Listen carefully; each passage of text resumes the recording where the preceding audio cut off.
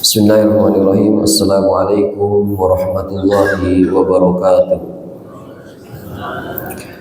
Alhamdulillahilladzi khalaqal mauta wal hayata liyabluwakum ayyukum ahsanu amala. Wassalatu wassalamu ala habibinal Mustafa Muhammad sallallahu alaihi wasallam wa ala alihi wa ashabihi wa man tabi'ahum bi ihsan ila yaumiddin, amma ba'd.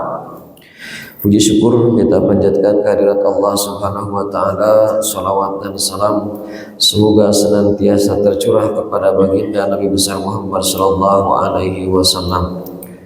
Allah Ta'ala fil Qur'anil Karim, a'udzu billahi minasyaitonir rajim. Bismillahirrahmanirrahim. Wa syawirhum fi amri. Di dalam ayat ini Allah Subhanahu wa taala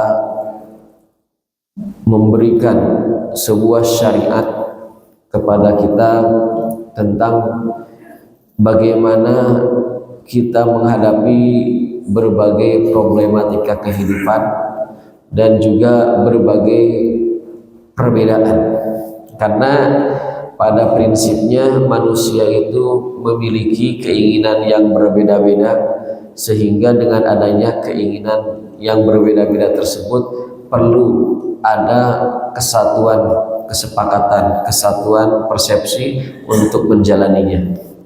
Terutama kehidupan kita di dunia ini masih harus kita pikirkan bukan hanya urusan kita dengan Sang Pencipta saja, tetapi urusan kita dengan sesama makhluk Allah pun harus kita pikirkan dan harus kita jalani. Oleh karena itu, maka adanya syariat musyawarah ini menjadi salah satu solusi untuk mendapatkan ridho dari Sang Ilahi dengan melalui pintu musyawarah ini. Apa itu musyawarah? Musyawarah itu berasal dari bahasa Arab yang asal katanya adalah syawaro yusyawiru musyawaratan, yang sudah diadopsi menjadi bahasa Indonesia. Musyawarah yang aslinya itu adalah bahasa Arab. Musyawarah ini artinya sumbang saran atau diskusi atau tukar pikiran. Ini namanya musyawarah, ya. Dimana musyawarah itu salah satu tujuannya adalah untuk mencari sebuah kesepakatan untuk kemaslahatan bersama. Karena adanya latar belakang perbedaan setiap orang itu yang tidak bisa disatukan karena masing-masing punya kecenderungan dalam hidup ini, sehingga perlu ada sebuah penyatuan. Kemudian adanya latar belakang keinginan juga ini menyebabkan perlu adanya sebuah penyatuan. Nah, maka musyawarah ini menjadi penting untuk dilakukan, terutama dalam kaitannya hal-hal yang mencakup kemaslahatan banyak orang. Di dalam esensi musyawarah itu tujuannya adalah untuk bagaimana menghormati fitrah dan martabat seorang manusia, agar setiap individu merasa dihargai dan dijaga kehormatannya. Oleh karenanya di dalam etika bermusyawarah maka tidak boleh satu sama lain saling menjatuhkan, karena menginginkan pendapatnya diterima dan menjatuhkan pendapat orang lain untuk digugurkan. Yang seperti ini bukan kriteria musyawarah yang dianjurkan atau yang diajarkan oleh Allah dan Rasulnya. Tetapi musyawarah yang diajarkan adalah bagaimana bisa mengakomodir semua pendapat walaupun itu berbeda-beda. Kemudian di samping bisa mengakomodir, juga hasil musyawarah itu tidak berpotensi untuk membuat kezaliman. Artinya walaupun banyak pendapat, tetapi mesti ada pendapat yang diambil, minimal secara mayoritas pendapat itu dapat memberi rasa keadilan. Kemudian di dalam musyawarah itu sendiri, ketika sudah ada hasil musyawarah, maka baik yang sepakat ataupun yang tidak sepakat maka idealnya harus menjalankan hasil musyawarah tersebut. Kenapa? Karena itulah yang sudah disepakati, meskipun ada poin-poin yang kita harus tanazul, artinya kita tidak memaksakan atas kehendak kita. Hal ini diajarkan oleh Rasulullah Shallallahu Alaihi Wasallam. Bagaimana Rasulullah Shallallahu Alaihi Wasallam mengajarkan kepada kita?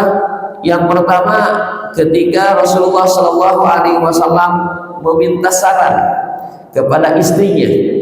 Jadi ketika terjadi perjanjian Hudaybiyah, Rasulullah beserta para sahabatnya yang ingin melaksanakan haji tidak jadi pada tahun itu. Maka Rasulullah SAW memerintahkan untuk memotong sesembelihan dan juga untuk mencukur rambutnya. Tapi tidak ada sahabat yang mengikuti perintah Rasul itu. Akhirnya Rasulullah memanggil Ummu Sulaim, istrinya, dan berembuk dan curhat. Ini bagaimana sahabatku tidak ada yang mau menurut perintahku, padahal aku sudah perintahkan kepada mereka untuk menyembelih sesembelihan dan mencukur rambutnya. Lalu kata Ummu Sulaim, kalau begitu wahai Nabi Allah, wahai Rasulullah, coba Anda keluar, potong sesembelihan Anda dan cukur rambut Anda. Maka Rasulullah pun mengikuti saran dari Ummu Sulaim tersebut. Akhirnya setelah mengikuti saran istrinya, para sahabat yang lain mengikuti Rasulullah SAW. Nah, ini salah satu bentuk bagaimana kita di dalam kehidupan yang dulu posisi wanita itu tidak ada harganya. Di zaman jahiliyah wanita dianggap kaum yang bodoh, kaum yang lemah. Tetapi dengan datangnya Islam, harkat martabat seorang wanita ditingkatkan, dinaikkan, bahkan memiliki kemuliaan tersendiri di posisinya sebagai wanita, di posisinya sebagai istri, dan lain sebagainya. Nah, sehingga ini pelajaran penting bagi kita, bagaimana di dalam kehidupan keseharian kita melibatkan untuk urusan-urusan yang penting, bahkan yang mungkin sangat penting atau tidak terlalu penting, dengan istri kita untuk senantiasa kita berembuk. Misalkan bagaimana kita menyekolahkan anak kita, kemudian bagaimana kita memilih pasangan hidup anak kita. Nah, ini adalah bagian daripada hal yang harus dimusyawarahkan. Tidak bisa seorang suami langsung memutuskan dengan seenak hatinya atau mengambil sebuah keputusan tanpa dimusyawarahkan. Yang diajarkan Rasulullah SAW kepada kita, bagaimana kita bisa mencari solusi dengan melibatkan pasangan hidup kita, dari hal-hal yang terkecil sampai hal-hal yang terbesar, sehingga bisa memitigasi yang namanya permasalahan dalam kehidupan berumah tangga. Kenapa? Karena di antara penyakit yang menyebabkan percekcokan, pertentangan, bahkan perceraian adalah kurangnya musyawarah, kurangnya komunikasi.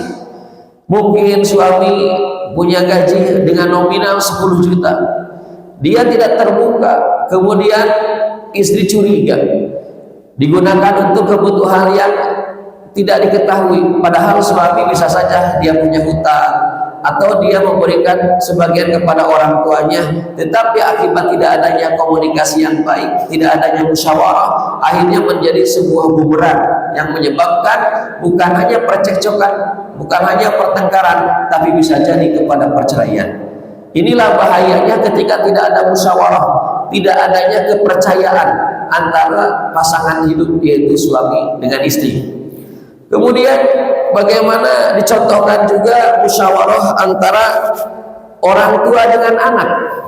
Di dalam kisah Nabi Ibrahim, ketika Nabi Ibrahim diperintahkan oleh Allah Subhanahu wa taala untuk menyembelih putranya Ismail, maka Ismail ditanya terlebih dahulu. Tidak langsung ya, Nabi Ibrahim itu karena mendapatkan perintah dari Sang Pencipta langsung melaksanakan perintah itu tanpa komunikasi, tidak. Langsung diajak dan diminta pendapatnya, diajak komunikasi, diajak bermusyawarah dan diminta pendapatnya.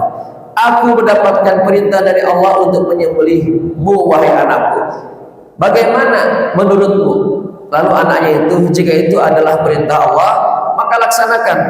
kita termasuk insya Allah orang-orang yang sabar dan akan dipertemukan oleh Allah di dalam surganya. Artinya ada komunikasi yang dilakukan sehingga anak merasa dihargai, anak merasa memiliki pendapat yang bisa dia sampaikan. Begitupun ketika kita menjalani kehidupan di dalam kehidupan rumah tangga kita, ketika mencarikan calon untuk pasangan hidup anak kita, untuk menentukan pendidikan lanjutan anak kita, diajaklah bicara. Kenapa? Karena mereka yang akan menjalani kehidupan masa depannya, sehingga sangat penting untuk bagaimana kita mendengar dan tahu apa yang diinginkannya serta apa yang menjadi harapan untuk masa depannya. Hal ini penting untuk kita ketahui dan kita aplikasikan.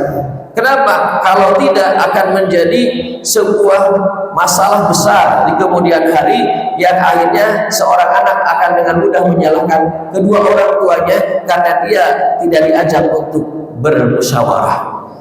Kemudian di dalam Al-Quran pun dikatakan wa qadha rabbuka alla ta'budu illa iyyah wa bil walidaini ihsana. Dan Allah Subhanahu wa taala telah menentukan bagaimana kita jangan sampai menyembah Tuhan selain Allah dan berbuat baik kepada kedua orang tua.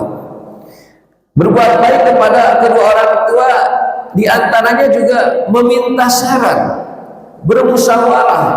Ini adalah bentuk penghargaan kita kepada orang tua kita. Alangkah senangnya orang tua kita bukan hanya saat diberi materi, tetapi saat kita mengadu tentang suatu masalah terhadap orang tua kita, lalu kita libatkan mereka untuk bagaimana memberikan solusi terhadap masalah kita, seperti bagaimana kita membangun rumah, maka kita minta saran pendapatnya orang tua kita. Bagaimana kita memiliki pekerjaan yang baru, maka bermusyawarah apakah perlu kita pindah dari satu tempat ke tempat yang lain. Lalu berbagai macam hal bisa kita musyawarahkan dengan orang tua kita sebagai bentuk daripada wabil walidaini ihsana, yaitu berbuat baik kepada kedua orang tua. Karena kalaulah seorang anak, mereka itu akan lebih senang jika dikasih kasih sayang dan lebih-lebih materi. Tetapi orang tua jauh lebih senang ketika yang dominan itu adalah kasih sayangnya. Karena orang tua itu terkadang ada sebagian orang tua yang mereka sudah mampan dari sisi ekonomi, dan mereka bahkan walaupun anak-anaknya sudah menikah tapi masih memberikan nafkah ekonominya.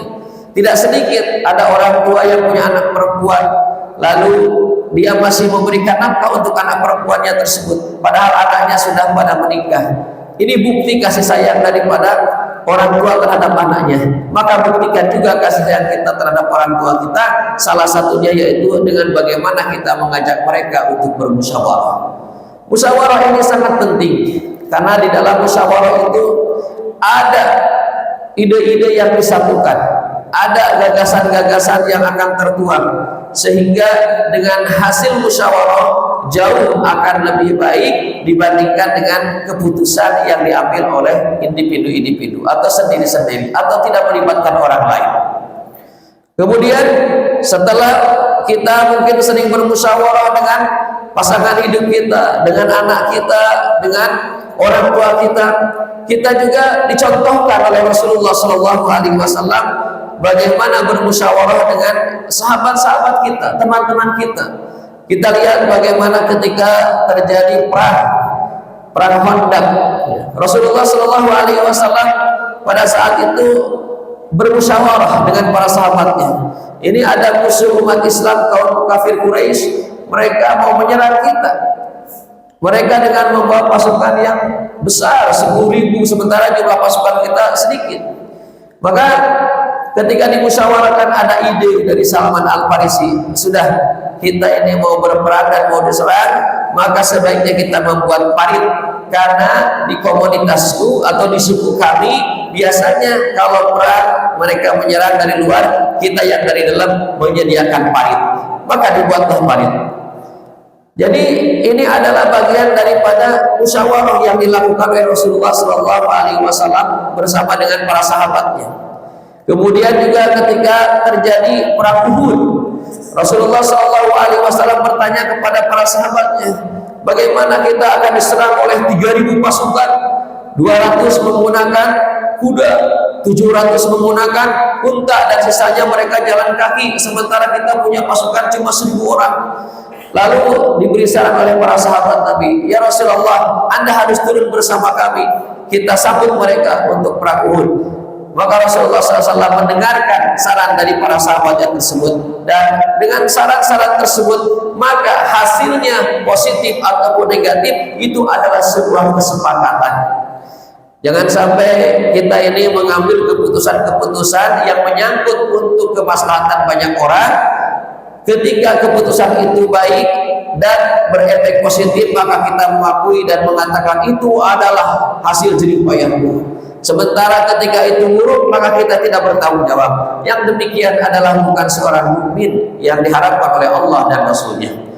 Kita mungkin ada yang diberi amanah menjadi ketua RT, ada yang diberi amanah menjadi ketua RW, ada yang diberi amanah menjadi kepala desa, bahkan mungkin bupati, bahkan mungkin gubernur, presiden, sampai ketua DKM. Maka budaya musyawarah ini menjadi sebuah keniscayaan harus kita laksanakan. Karena kalau tidak, keputusan-keputusan yang menyangkut banyak orang, misalkan untuk urus masyarakat satu RT, lalu kita putuskan sendiri, ini adalah sebuah jalan yang salah. Untuk menentukan kebijakan tentang kemaslahatan masjid, seorang ketua DKM maka wajib untuk bermusyawarah. Sehingga apapun yang sudah diputuskan di dalam sebuah musyawarah itu menjadi konsekuensi bersama, menjadi sebuah tanggung jawab bersama, tidak lagi saling menyalahkan. Jangan sampai di dalam musyawarah mungkin kita mengatakan iya, tetapi ketika keluar dari majelis musyawarah ternyata kita berbicara lain, karena tidak sedikit, karena tidak sesuai dengan harapan kita, tidak sesuai dengan keinginan kita. Padahal apa yang belum sesuai dengan harapan kita, apa yang tidak sejalan dengan keinginan kita, itu belum tentu baik untuk kita. Oleh karenanya ketika kita di dalam musyawarah sudah menyepakati satu hal dan diputuskan secara kesepakatan bersama, maka wajib hukumnya dan mengikat untuk mentaatinya bagi setiap individu. Apa yang kita sampaikan meskipun tidak menjadi hasil dari sebuah musyawarah, maka harus kita taati meskipun yang diangkat dan yang ditetapkan adalah hasil dari usulan orang lain. Ini menjadi penting. Kenapa? Karena tadi bahwa musyawarah adalah bagaimana menyatukan ide-ide, gagasan-gagasan, pendapat-pendapat yang mana tidak mungkin semuanya bisa ditampung dan bisa diakomodir, dan semuanya untuk bagaimana bisa maslahat untuk kepentingan bersama.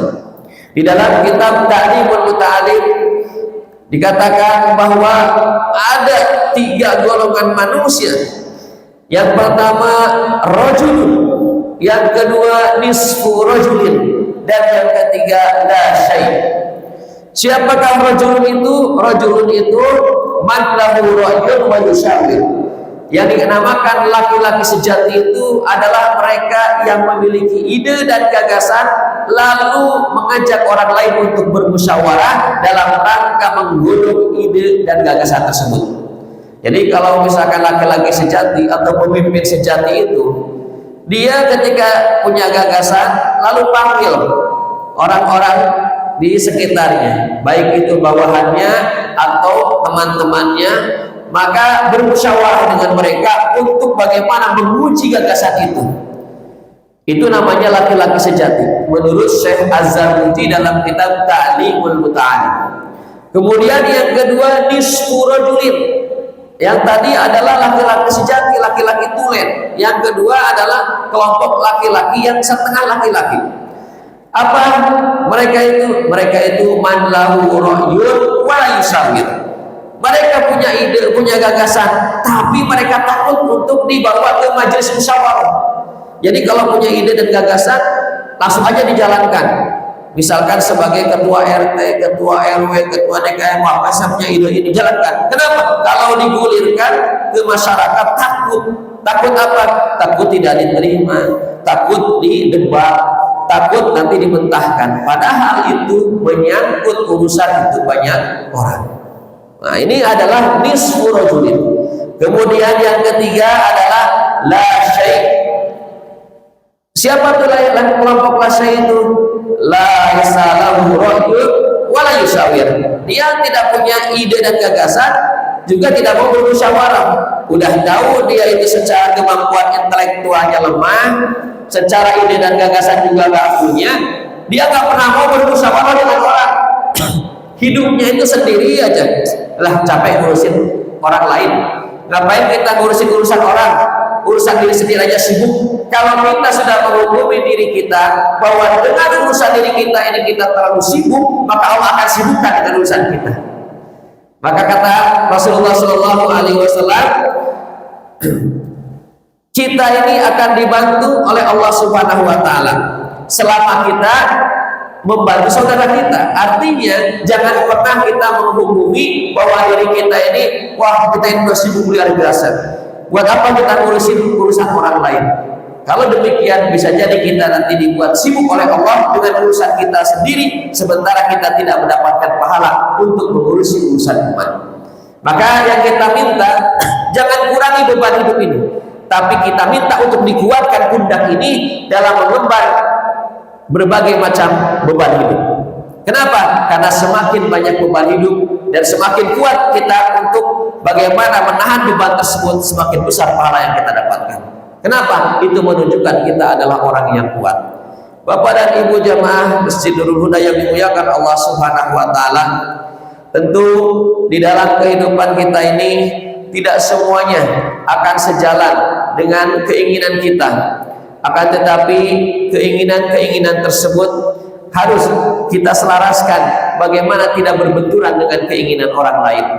Dan kepada siapakah kita harus meminta istisyarah atau bermusyawarah selain kepada pasangan hidup, yaitu suami atau istri, selain kepada anak, selain kepada orang tua. Maka di dalam kitab Ta'limul Muta'alim juga dikatakan, yaitu ilal ladzina yakhshawnallaha ta'ala.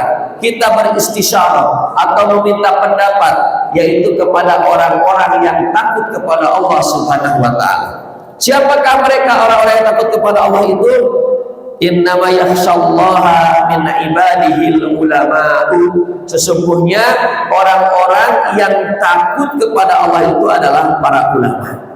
Jadi kalau kita mau meminta saran, sumbang, mau minta ide, mau minta gagasan, mau meminta pendapat, mintalah kepada ulama. Apakah ulama itu adalah ustadz? Tidak. Kalau kita misalkan ingin menyekolahkan anak kita jurusan komputer, maka kita minta pendapat kepada siapa? Bermusyawarah dengan siapa? Dengan ahli komputer. Mereka itu ulama juga, dengan catatan ahli komputer yang takut kepada Allah. Kita mungkin punya anak ingin melanjutkan sekolah di bidang kedokteran, bukan ke ustadz juga datangnya, datang ke dokter, tapi dokternya yang takut sama Allah. Berarti itu dokter ulama juga, karena ulama itu artinya orang-orang yang memiliki ilmu, baik ilmu agama maupun ilmu dunia, tetapi dengan ilmunya itu dia takut kepada Allah Subhanahu wa taala. Kita punya anak ingin menjadi tentara, ingin menjadi polisi, datangin para polisi senior, datangin tentara senior, minta saran dan masukannya. Jadi semua dilakukan, tetapi dengan catatan polisi yang takut sama Allah, tentara juga yang takut sama Allah Subhanahu wa taala. Bapak dan Ibu yang dimuliakan Allah Subhanahu wa taala, perjalanan hidup manusia tentu akan mendapatkan luka-liku. Bahkan kalau urusannya mungkin urusan keluarga, ya, itu lebih mudah. Kalau urusannya urusan sekolah juga mungkin lebih mudah. Kalau urusannya urusan kerja kantor juga mungkin lebih mudah dalam bermusyawarah. Tetapi ketika kita urusannya dengan politik, urusannya dengan ekonomi, ini mungkin bisa agak berat dalam urusan bermusyawarah ini. Ya, ketika kita memilih pemimpin, jangan sampai kita menurut ijtihad kita sementara kita bukan ahlinya. Kita ingin memilih siapa calon pemimpin yang terbaik, cari orang yang kira-kira dia kapabel, cari kira-kira orang yang memiliki pemahaman tentang politik yang baik, cari orang yang politisi tetapi takut kepada Allah, sehingga semua hal di dalam menjalani kehidupan ini kita selalu bermusyawarah, bukan karena ada tawaran materi, bukan karena ajakan teman dekat, bukan, tapi tolak ukur kita sesuai tidak apa yang akan dijalankan dengan keinginan Allah dan Rasulnya.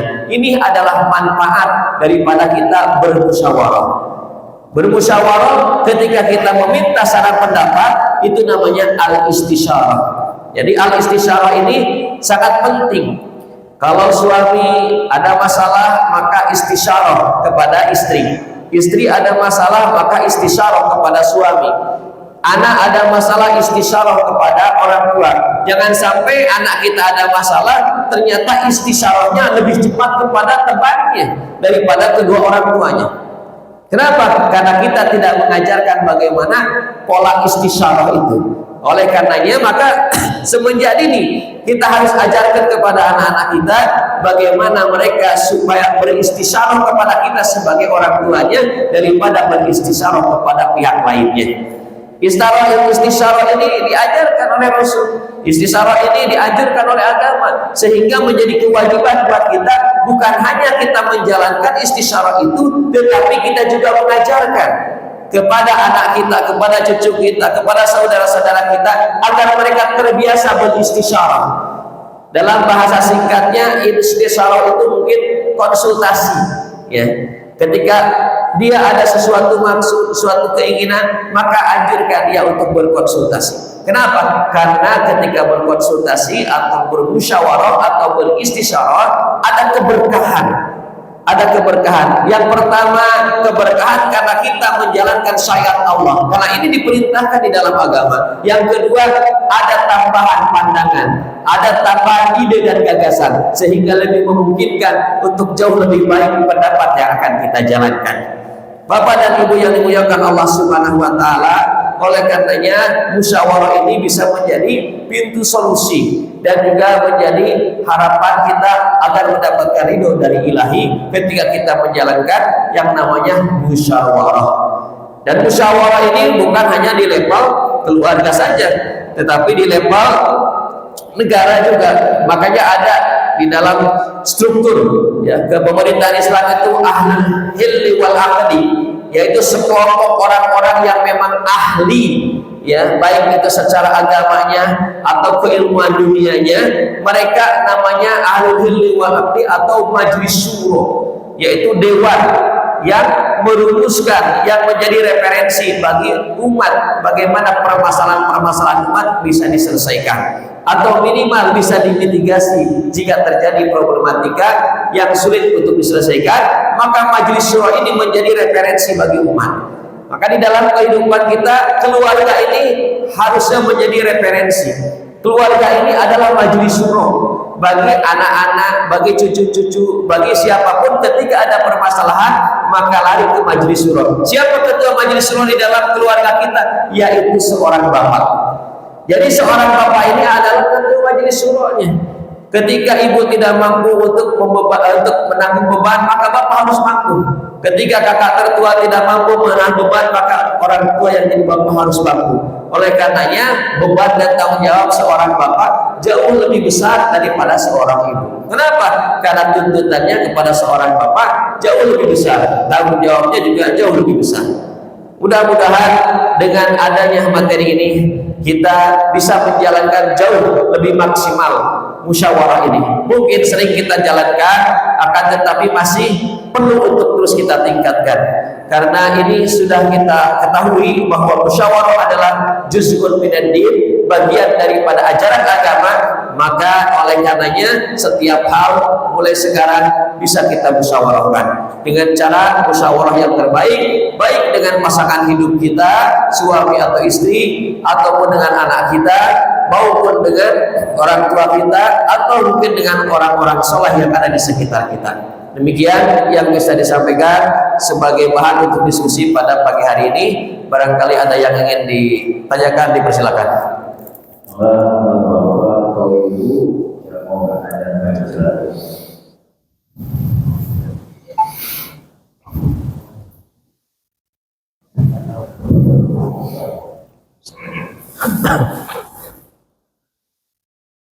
Bismillahirrahmanirrahim. Assalamualaikum warahmatullahi wabarakatuh. Waalaikumsalam warahmatullahi wabarakatuh. Saya ingin menanyakan bagaimana pandangan Islam tentang kemandirian seorang pemimpin dalam memutuskan. Tadi disebutkan bahwa yang minimal suara terbanyak. Dikarenakan kan suara terbanyak juga berbeda dengan keyakinan seorang pemimpin. Pemimpin harus memutuskan, oh keyakinan saya ini, walaupun mungkin suara terbanyak tidak sesuai dengan pemikiran dari seorang pemimpin. Nah, sikap seperti apa yang memang harus dilakukan sesuai dengan Islam? Terima kasih. Jadi kalau suara terbanyak itu berasal dari kalimat demokrasi. Jadi demokrasi itu kan demos dan kratos. Artinya ya demos itu apa lupa saya. Demos, kratos. Demos itu kalau nggak salah kekuasaan ya, kratos rakyat ya. Jadi kekuasaan itu ada di tangan rakyat. Nah, ketika kita menggunakan pola demokrasi, maka suara terbanyak adalah suara yang menguasai. Nah, sebetulnya syura ini bagian daripada demokrasi. Ya, bagaimana salah satu pola di dalam demokrasi itu caranya dengan menggunakan syura. Cuma masalahnya ahli syura'nya itu, kalau di dalam demokrasi tidak dilihat siapa ahli syura itu. Yang penting dia dihitungnya one man one vote, satu orang satu suara. Di dalam sistem syura yang menjadi ahli syura itu harus memiliki kriteria. Tidak semua orang, kalau misalkan dalam pemilihan, maka yang boleh memilih itu adalah orang-orang yang memiliki katakanlah kriteria tertentu. Misal dia memiliki kemampuan untuk menganalisa bagaimana politik seperti apanya, kemudian ekonominya, dan memiliki kemampuan untuk bagaimana manajemen pemerintah dan sebagainya. Nah, ini di dalam sistem syura. Artinya tidak semua orang memiliki suara yang sama. Bahkan ada orang-orang yang tidak diikutkan di dalam majelis syura ini. Tetapi kalau dalam demokrasi, mau orang pinter sama dengan orang bodoh, mau orang yang profesor sama dengan yang tidak sekolah. Nah, ini mungkin efek daripada sistem demokrasi yang kurang baik. Nah, bagaimana ketika misalkan di satu sisi ada pendapat banyak orang, tetapi ini tidak sesuai dengan hati nurani seorang pemimpin, di mana seorang pemimpin dia memiliki kepekaan terhadap apa yang dia rasakan, bahwa walaupun ini didukung oleh banyak orang, tetapi tidak sesuai dengan hati nurani.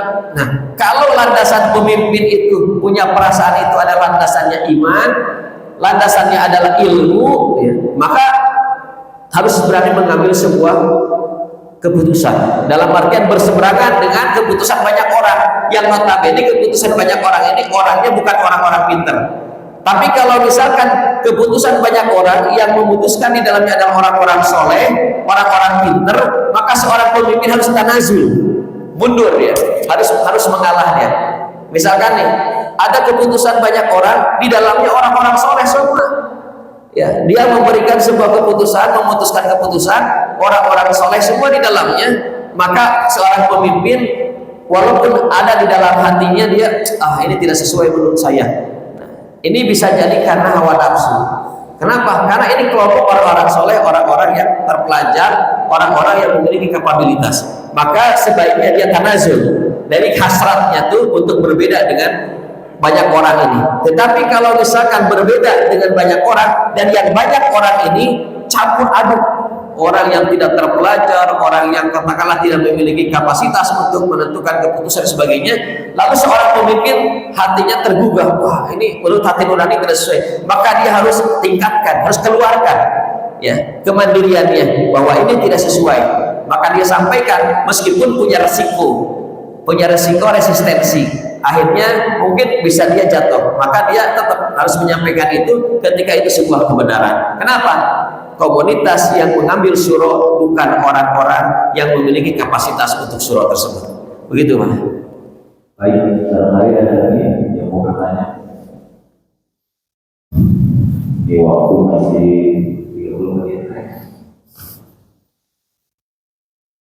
Halo Bu, dari Bunda. Bagaimana? Sudah seperti itu.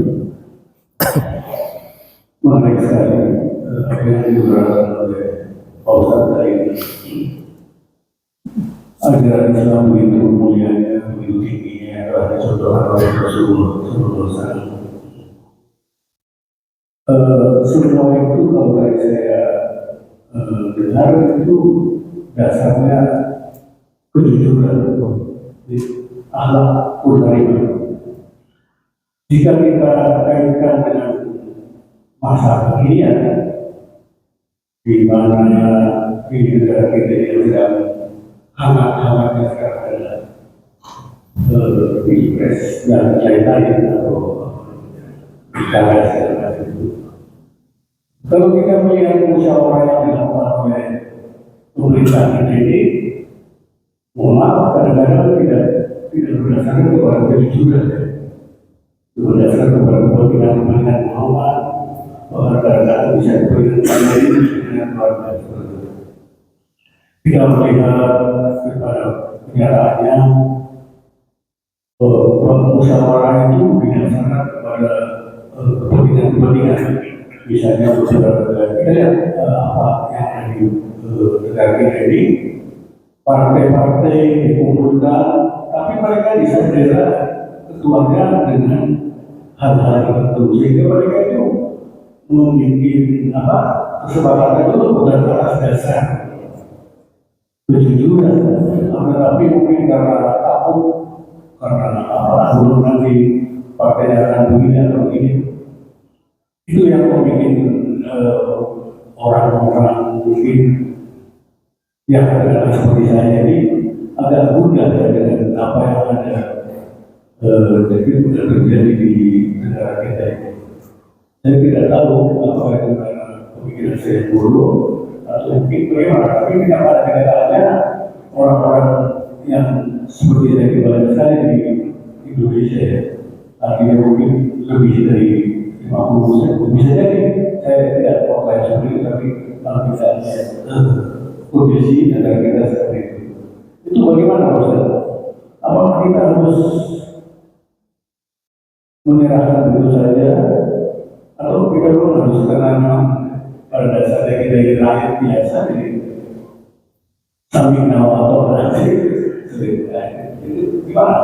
Yang seperti itu, jadi mohon maaf ya, untuk berikan pencerahan. Terima kasih.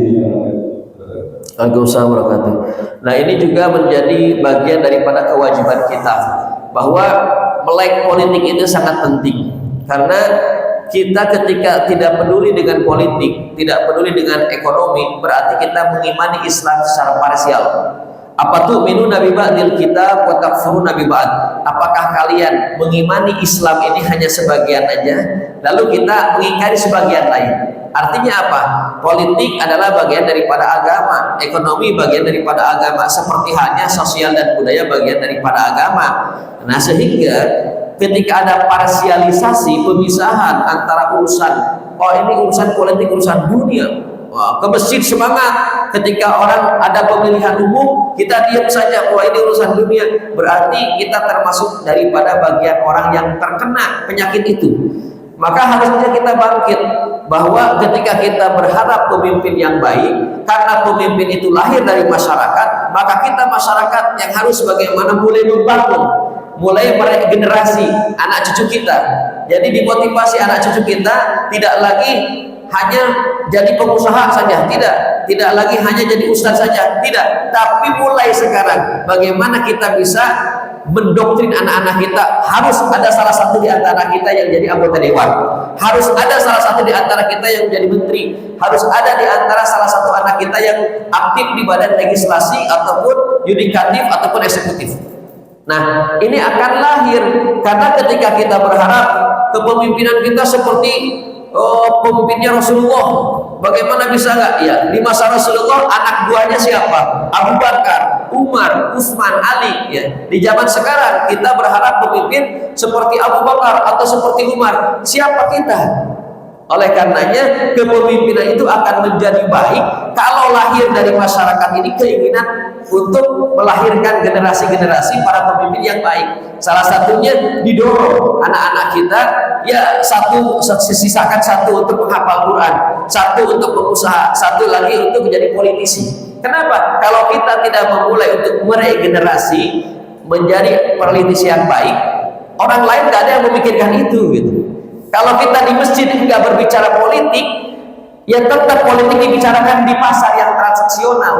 Kalau di masjid nggak bicara ekonomi, ya ekonomi dibicarakan di jalanan yang transaksional, sehingga jauh dari agama. Oleh karenanya, maka masjid menjadi salah satu pusat peradaban bagaimana untuk mengembalikan Islam menjadi Islam yang komprehensif dan universal yang mencakup seluruh aspek kehidupan.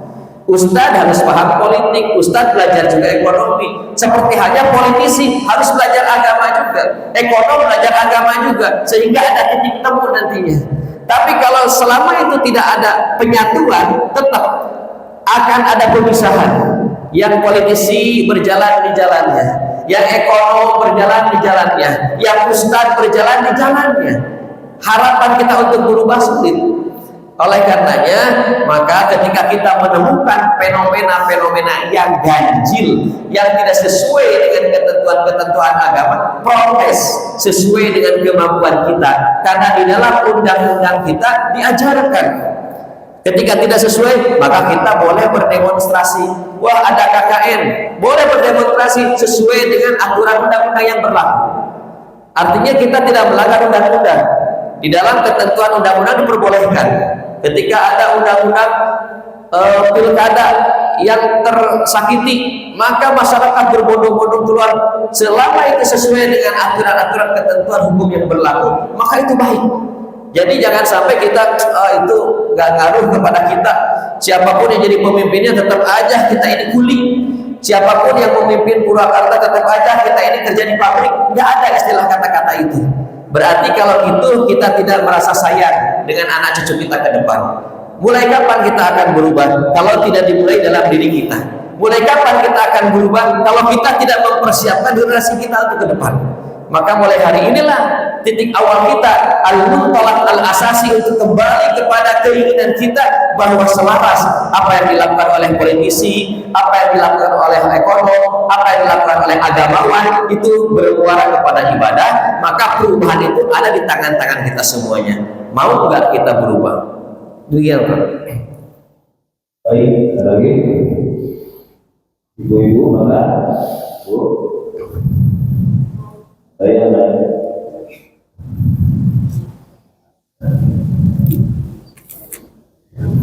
Ya, kalau saya silakan Pak.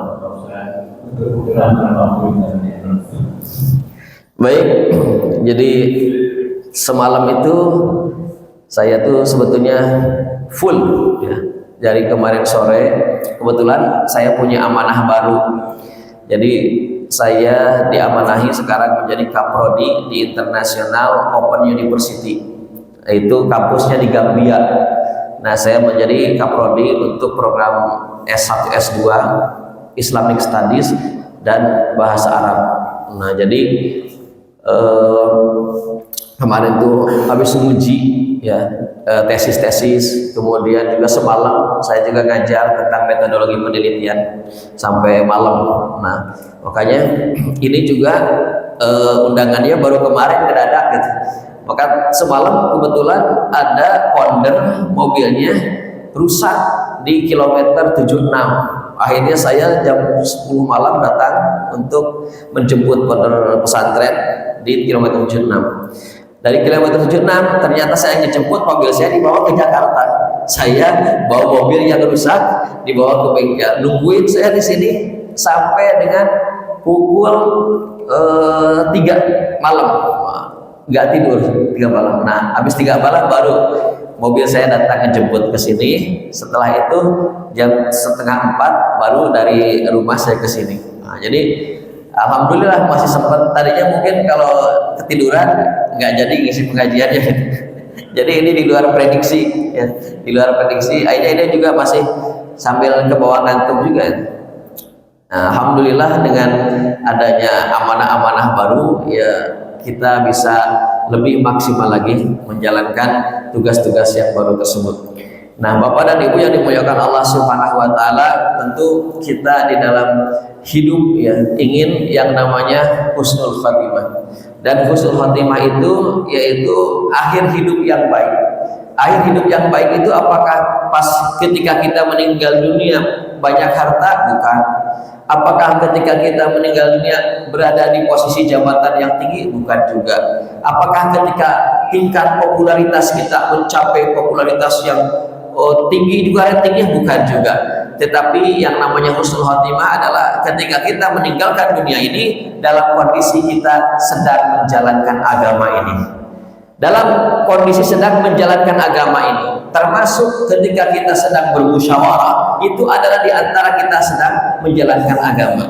Artinya husnul khotimah tidak mesti kita sedang berada di masjid, tidak mesti kita sedang berada di majelis taklim, dimanapun kita sedang berada, tetapi ketika kita menjalankan nilai-nilai agama ini, maka posisi kita adalah sedang husnul khotimah. Dalam kitab Ta'limul Muta'allim juga dikatakan, kam min amalin yatasawwar bi surati a'mali dunya fayasiru a'mal al-akhirah bi husniyati. Terkadang kita tertipu orang-orang yang mungkin dia bekerja ke kantor menggunakan dasi. Ada orang juga yang pergi ke kebun menggunakan pakaian petani. Ada orang yang pergi kerja ke bengkel menggunakan werpaknya. Mungkin kita melihatnya dia kerja duniawi, padahal kita tidak tahu niat di dalam hatinya. Bisa jadi mereka lebih mulia di sisi Allah karena niatnya yang baik daripada kita yang pergi ke masjid yang hanya dengan tujuan ingin dipuji orang. Atau mungkin kita yang pergi ke majelis taklim dengan tujuan untuk pamer kekayaan. Karena tidak sedikit orang pergi ke majelis taklim untuk memperlihatkan mobilnya, orang pergi ke pengajian untuk memperlihatkan emasnya, orang pergi ke pengajian untuk memperlihatkan bajunya dan lain sebagainya. Tetapi bisa jadi orang-orang yang pergi mungkin ya ke parlemen menggunakan jas, menggunakan dasi, tapi dia punya niat untuk bagaimana menyelamatkan umat. Dia pergi ke sawah mencangkul, mungkin menanam dengan tujuan apa? Untuk menjaga ketahanan pangan minimal untuk anak dan istrinya agar dia bisa ibadah dengan tenang. Dia pergi ke tempat bekerja di bengkel dengan pakaian yang kotor lusuh, tapi dia mungkin berniat bahwa dengan itu dia bisa masukkan anaknya ke pesantren tahfiz Quran, dan dengan seperti itu dia bisa nyaman hidupnya dan bisa tenang dalam ibadahnya. Maka kemuliaan itu tidak bisa diukur dari pakaiannya juga. Laisa jamal bi athwabin tuzayyinuna, innal jamala jamalul ilmi wal adab. Keindahan itu bukan dilihat daripada pakaian yang menghiasi kita. Kenapa? Karena sesungguhnya innal jamala jamalul ilmi wal adabi. Keindahan itu ada pada nilai-nilai ilmu dan akhlaknya. Oleh karena itu kita jangan sampai tertipu dalam kehidupan di dunia ini. Ya, termasuk kita melaksanakan musyawarah. Orang yang sering melaksanakan musyawarah dalam kehidupannya, maka dia akan sering mendapatkan solusi dalam setiap permasalahan kehidupannya. Dan sebaliknya juga, orang yang jarang bermusyawarah, maka sesungguhnya akan menumpuk permasalahan kehidupannya. Dan orang yang sering melaksanakan musyawarah, dia akan mendapatkan ridho dari Allah. Kenapa? Karena dia menjalankan syariatnya. Itu adalah sebuah perintah yang apabila dia kerjakan maka dia mendapatkan pahala, dan apabila dia tinggalkan maka dia berdosa. Kenapa? Karena hukumnya wajib. Sehingga kita menjadi bagian daripada orang-orang yang seharusnya lebih dulu untuk menjalankan apa-apa yang Allah ajarkan, apa-apa yang Rasulullah ajarkan kepada kita, dibandingkan dengan orang-orang lain yang mungkin secara keilmuannya di bawah kita, secara wawasannya di bawah kita, tetapi terkadang kita malu. Mereka walaupun ilmunya di bawah kita, wawasannya di bawah kita, tetapi implementasinya terkadang mereka jauh lebih baik daripada kita. Lalu kemana kita selama ini menuntut ilmu? Padahal kita punya slogan, nahnu natlubul ilma wa laysa litafqih bal innama litakbiz. Kita menuntut ilmu itu bukan hanya untuk memperluas wawasan saja, sementara tidak pernah kita amalkan. Bal innama litakbiz, sesungguhnya dan idealnya kita menuntut ilmu itu untuk kita laksanakan, untuk kita implementasikan. Bukan hanya sebatas untuk berdebat sehingga kita dianggap sebagai orang pintar. Faliyazubillah. Mudah-mudahan kita semua termasuk golongan orang-orang yang Allah kategorikan ahlul musyawarah. Demikian yang bisa disampaikan. Mohon maaf atas segala kekurangan. Kita berdoa kepada Allah Subhanahu wa taala, apa yang telah kita lakukan mudah-mudahan diridhai Allah Subhanahu wa taala. Apa yang sedang kita lakukan mudah-mudahan diridhai Allah Subhanahu wa taala, dan apapun yang akan kita lakukan sama-sama diridhai Allah Subhanahu wa taala. Alhamdulillahirabbil alamin hamdan yu'affi ni'amahu wa yukafi'u mazidah. Ya Rabbana lakal hamdu kama yanbaghi li jalali wajhikal karim wa 'azimi sultanik. Allahumma taqabbal minna salatana wa siyamana wa ruku'ana wa sujudana wa qu'udana wa tadarru'ana wa takhashu'ana wa ta'abbudana wa tamin taksirana ya Allah ya rabbal alamin. Allahumma inna nas'aluka salamatan fid din wa 'afiyatan fil jasad wa ziyadatan fil 'ilmi wa barakatan fil rizqi wa tawbatan qabla al-maut wa rahmatan 'inda al-maut wa maghfiratan ba'da al-maut. Allahumma hawwin 'alaina fi sakaratil maut wan najata minan nari wal 'afwa 'inda al-hisab. Rabbana la tuzigh qulubana ba'da idh hadaytana wa hab lana min ladunka rahmatan innaka antal wahhab. Rabbana zalamna anfusana wa illam taghfir lana wa tarhamna lanakunanna minal khasirin. Rabbana atina fid dunya hasanah wa fil akhirati hasanah wa qina adzabannar. Subhana rabbika rabbil izzati amma yasifun wa salamun alal mursalin walhamdulillahi rabbil alamin. Wassalamu alaikum warahmatullahi wabarakatuh. Waalaikumsalam warahmatullahi wabarakatuh.